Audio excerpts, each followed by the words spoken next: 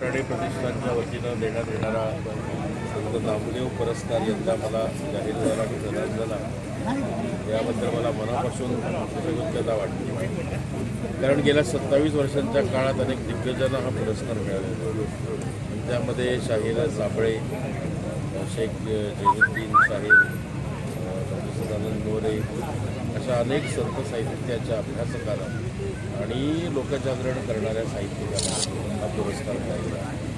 त्यातमध्ये माझ्या कवितेचा आणि खास करून गोवा प्रदेशातल्या मराठी भाषेचा हा सन्मान आहे असं मी मानतो.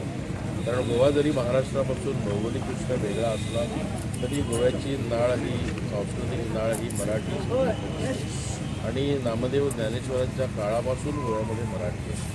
त्याच्या मराठीची चळवळ आम्ही जी गोव्यामध्ये चालवत आहोत त्या चळवळीचा हा एक सन्मान आहे, अशी एक कृतज्ञतेची भावना आज माझ्या मनामध्ये आहे. या सगळ्या वातावरण सध्याचं आहे त्याच्यामध्ये साहित्य इंटरनेटवर जास्त वाचन संस्कृती कमी होत चालली आहे महाराष्ट्रामध्ये तरी किंवा गोव्यामध्ये सुद्धा. नाही, मला असं वाटतं की वाचन संस्कृती कमी होते म्हणून आपण खूप चिंतित व्हायचं कारण नाही.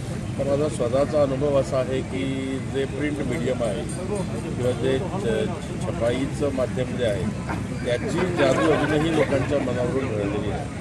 कारण रोज आपण इंटरनेटवरून, फेसबुकवरून, टी व्हीवरून, इन्फॉर्मेशन टेक्नॉलॉजीमधून जरी रोज काही ना काही बघत असलो आणि पाहत असलो तरीही दुसऱ्या दिवशी प्रत्यक्ष छापून काय येतं हे वाचण्याकडे जोपर्यंत लोकांचा कल आहे तोपर्यंत छापलेलं साहित्य हे वाचलं जाणार.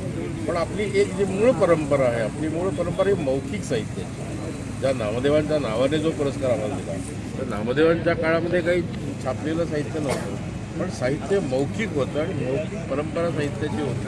त्यामुळे आजही आम्ही कवी संमेलनाच्या माध्यमातून जे काही करतो आहोत ती मौखिक साहित्याची परंपरा पुढे नेण्याचा एक प्रयत्न आहे.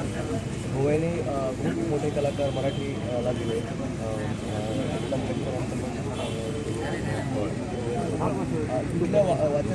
वाचन संस्कृती